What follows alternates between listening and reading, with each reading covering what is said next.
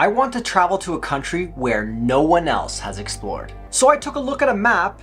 This continent seems a great place to start, and found a very random little place. And then, with some research, my suspicions were confirmed. This is one of the least visited countries in all of Africa. Now wait, I know what you're thinking. There are people who've traveled to every country in the world. Now while that may be sort of true, I don't really count people flying into the capital city for a day and just 40 hours in Djibouti and then piecing out traveling or exploring a country. So I did a little research. I looked on YouTube and elsewhere and found so little information on this country. So that was a good sign for me to go explore. So just like that, I booked a flight and ended up in one of the least visited countries in all of Africa.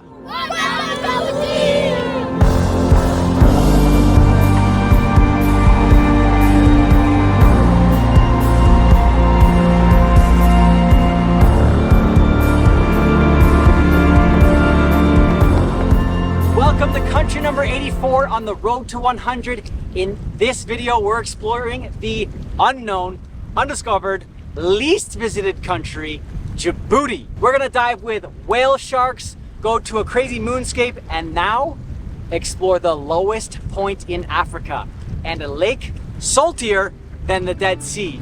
Let's go explore Djibouti. So the first thing we did was jump on a boat to go check out some islands. We saw loads of military warships because Djibouti is a hub for lots of military bases. And then we saw dolphins. We spotted dolphins! Woohoo!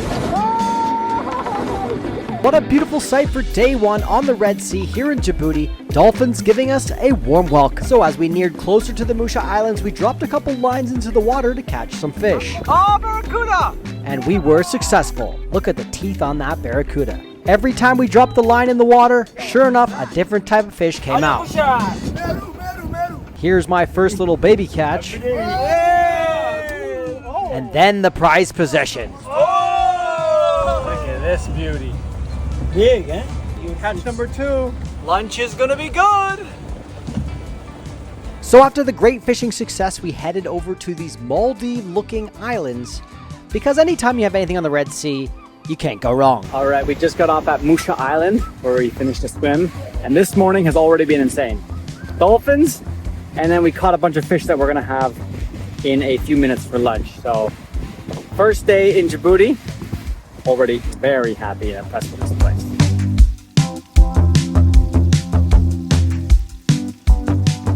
All right, there it is right there. My fish that I caught. Whoa, that's solid, really good.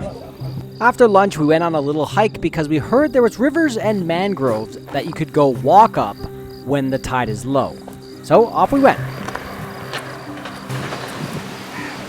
Wow, this is crazy. I've never seen mangroves that are like full-on trees, super tall. Luckily right now it's low tide, so we can just hike through them.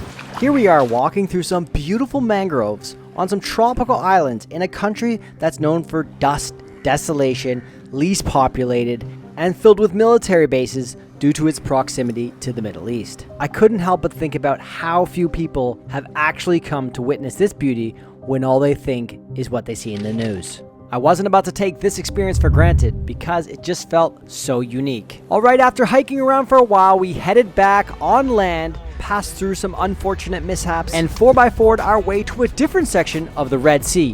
Why, you may ask, back on the Red Sea? Well, because there are whale sharks here. All right, we have made it to the Red Sea, and today, oh my gosh, I'm so excited for this. In Djibouti, they have whale sharks. So I never knew that, and I really hope that we go and see some today. So let's go try and find them. My excitement levels are through the roof because there's no one around, and if we see a whale shark, it'll be all to ourselves. And just like that, after 2 minutes. Oh my gosh, 2 minutes on the boat, look. Friggin' whale shark right there. Look at that fish. Oh. Bro, let me get in the water. 2 minutes on the boat. 2 minutes. We're freaking on. We're on.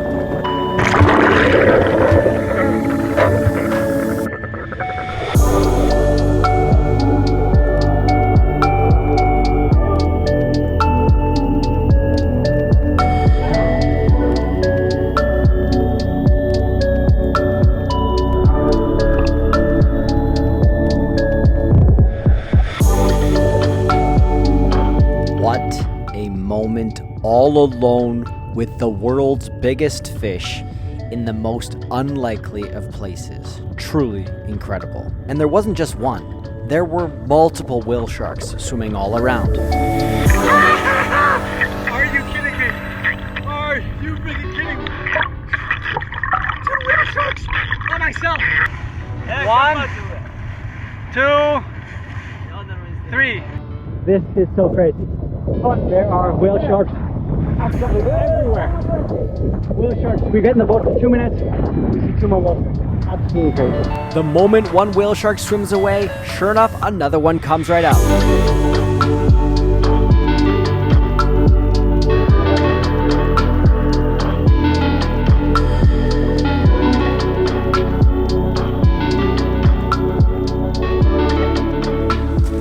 That was the most insane experience maybe of my life. Okay, Mark, you're being slightly dramatic. You wouldn't expect it, but that place is absolutely teeming with whale sharks. Like, we just jumped onto the boat, 30 seconds later, 3 more whale sharks.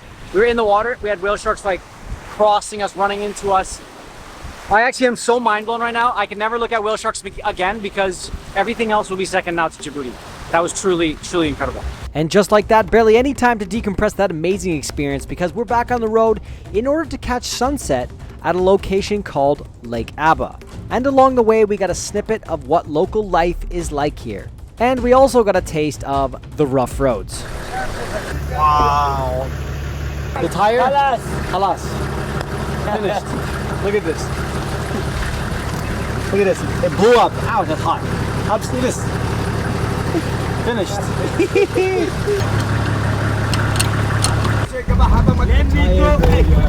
Wow. Many people have passed and also lost tires like us. These rough Djibouti roads. And just like that, we're back on the road again using the spare tire. We are coming up on a geothermal limestone pillar moon-like scape. Pretty crazy, like something out of a movie. So we just arrived to Lake Abbe. You can't see the lake from here, it's over there. But this is the main attraction right here. This landforms, these rocks are completely wild. Look at that. Oh, this place is amazing. Got here just in time for sunset. Drove straight from the whale sharks, which was like 4 hours, maybe 5. Stopped for lunch. Crazy. Lake Abbe. I'm glad we were able to make it here for sunset to witness its true beauty. This is a landscape I might expect to see on the moon, never mind Earth, and Djibouti of all places. I'll explain later how these landforms were created, but for now, just sit back and enjoy the sunset.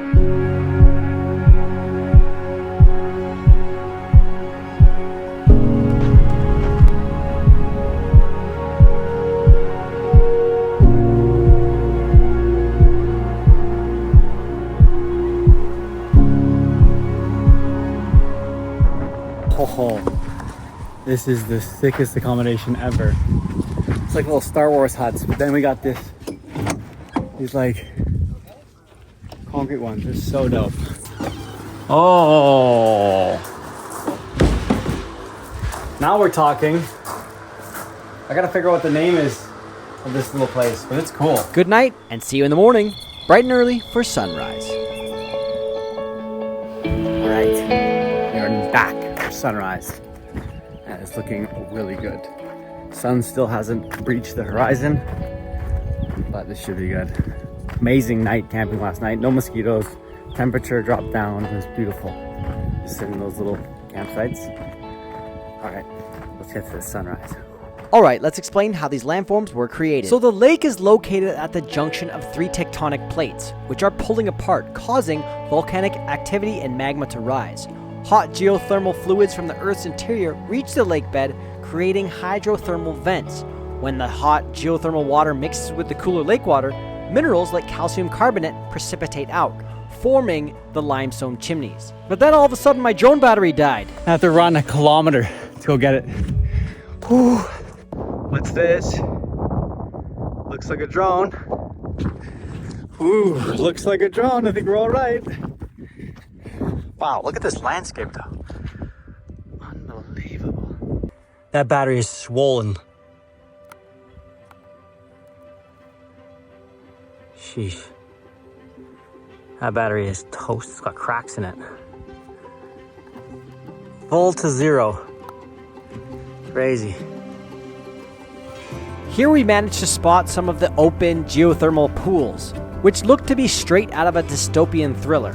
My favorite kind of film.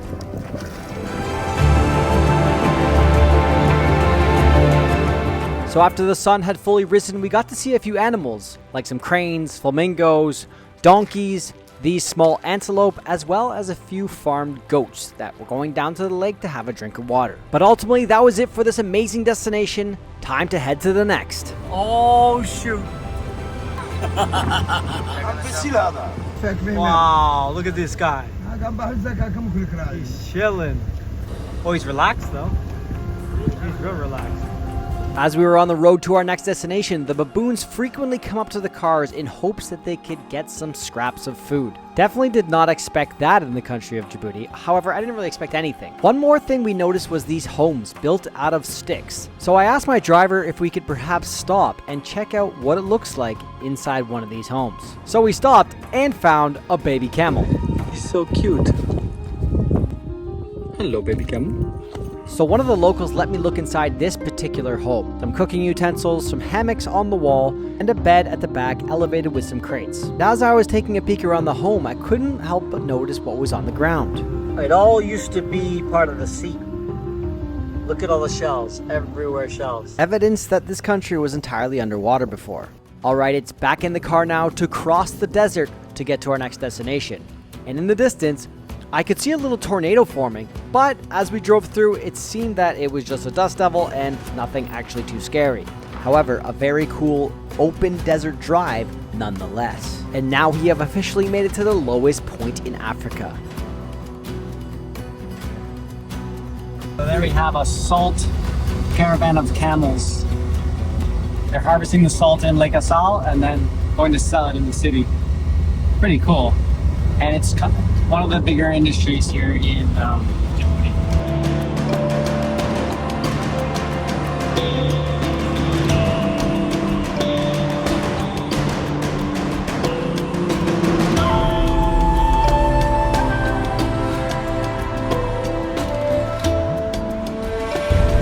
Alright, we've made it to Lake Assal, lowest point in Africa, 155 meters below sea level.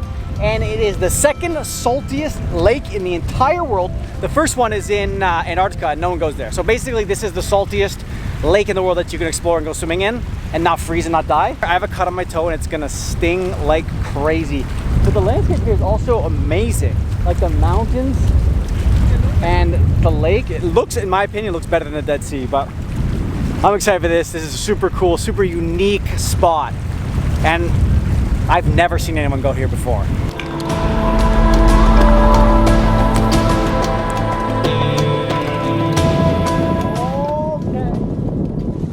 All right, let's try this.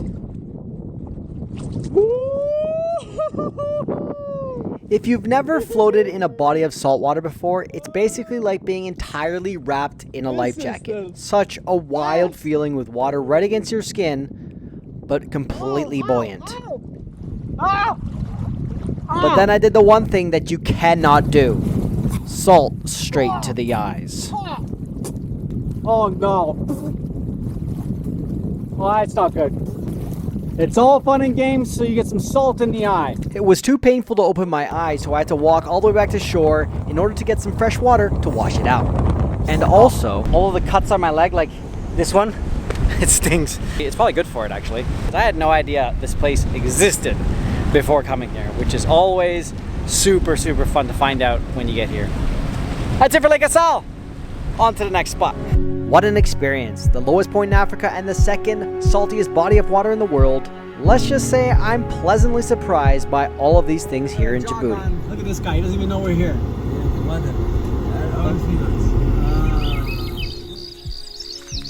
This is where we slept last night. We got in late, so I couldn't show you this place because it was dark. But, wow. I never knew that Djibouti had green. I thought it was all just rock and dust. Turns out there's like mountains and green here, which is amazing. We're gonna have breakfast and I believe we're gonna go hiking. See you on the trail. So we arrived late last night, and when I woke up this morning, I thought I was in a different country. Djibouti has mountains as well. Wow, the pleasant surprises just keep on coming. All right, we begin our hike now through the Goda Mountains. And it's like the only green area in Djibouti. I've got my bazooka lens. Shoot some wildlife.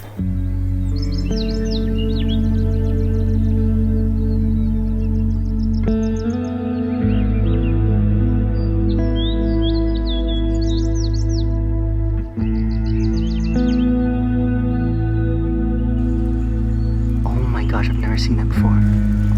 Wow.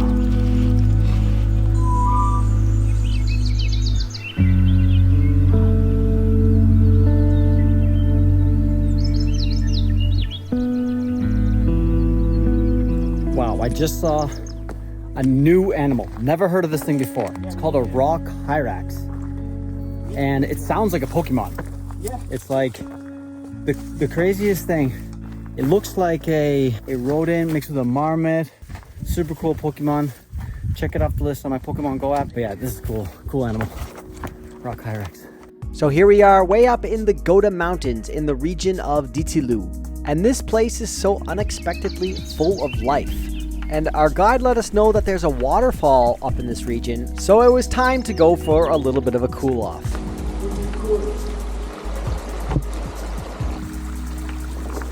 Made it to the waterfall.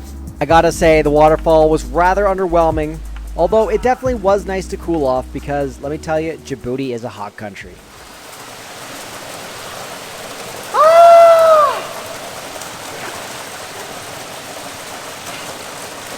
It's all worth it. So we made our way back to the camp for lunch, and when we arrived, we had some unique visitors patiently waiting for our return.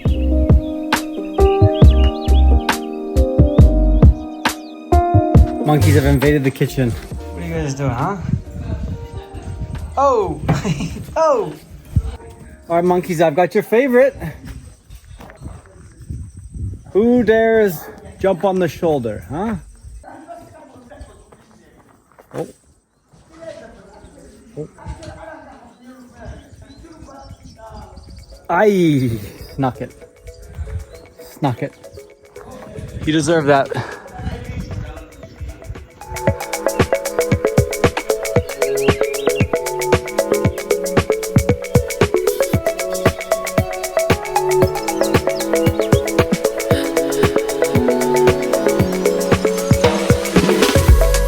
Doing? You guys gonna come with us or what? So we packed up the car and headed to one of my favorite locations of the whole trip. And this is the volcanic region called Goubet. Alright, we've made it to the volcanic region of Djibouti called Goubet. And it's so windy, but this region looks nothing else like the rest of Djibouti. It's just all volcanic rock, and right now we're standing on a crater, which is really cool. I actually found this location to be one of the most aesthetic and reminded me of other geothermal areas such as New Zealand or Iceland. That late light hitting the volcano, wow, truly a beautiful sight. And of course, due to all the volcanoes, this location naturally has a lot of lava, which creates some pretty cool lava tunnels to go through. As the lava rolls through the landscape, the exterior dries quicker than the interior, leaving a hollow shell casing. Volcanoes always fascinate me and turned out to be one of my favorite parts of the trip. Our hotel has an ostrich wandering around inside of it. I've never seen that before. Look at that! That's so funny. Oh, it's going in the kitchen. Oh, it's stealing food from the kitchen. Well, that's incredibly random. Bye-bye. See you. Well, traveling truly is full of surprises. Alright, this brings us towards the end of our trip as we head back to the capital city. Final destination, Djibouti City. You know, the one thing I love about this country is it only exists to basically feed Ethiopia. It provides all the gas from the Red Sea and like resource from the Red Sea and goes to Ethiopia. That's 70% of the income. The other bit of income is all the military bases here. So like Japan, China, America, France, they have military bases because of the strategic position. There's not really any resource here. which is crazy, but I found that a really cool like geopolitical fact of how they exist. Basically as a port country to Ethiopia. And as I'm enjoying my last day in the capital city, I'm beginning to realize how underrated Djibouti truly is. Even though these countries can be hard to travel and often very expensive, I'm so glad that I randomly decided to come here to find out what it was truly like. Since all there is bad press, and no one has really documented the beautiful side of Djibouti, it's gotten a really bad rap. I really hope this video on this tiny country in the Horn of Africa has changed your perspective somewhat, and perhaps one day you'll give it a chance.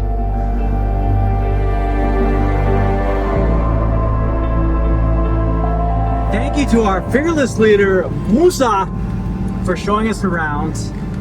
If you ever want to come to Djibouti, check it out, this region, the Horn of Africa, then don't hesitate, just hit him up. I will leave his Instagram and the website down in the description. Yes. What I have to say? You guys are welcome to come, as you say in Afar. Welcome to Djibouti. And that is it for country number 84. Give it a thumbs up and a drop a comment. See you in the next one. Bye.